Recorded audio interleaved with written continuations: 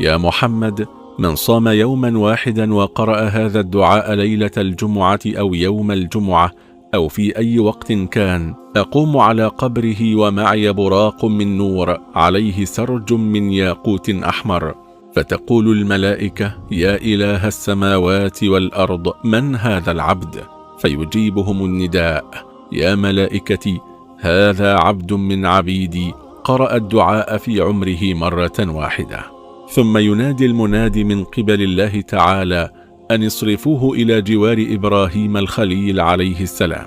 وجوار محمد صلى الله عليه وآله وسلم. يا محمد، ما من عبد قرأ هذا الدعاء إلا غفرت ذنوبه ولو كانت عدد نجوم السماء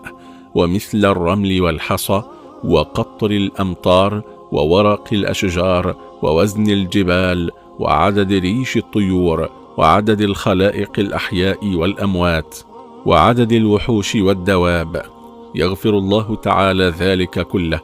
ولو صارت البحار مدادا والأشجار أقلاما والإنس والجن والملائكة والخلق الأولين والآخرين يكتبون إلى يوم القيامة لنفد المداد وتكسرت الأقلام، ولا يقدرون على حصر ثواب هذا الدعاء. يقولون إن الدعاء كالتالي: لا إله إلا الله الملك الحق المبين، لا إله إلا الله العدل اليقين، لا إله إلا الله ربنا ورب آبائنا الأولين، سبحانك إني كنت من الظالمين، لا إله إلا الله وحده لا شريك له، له الملك وله الحمد،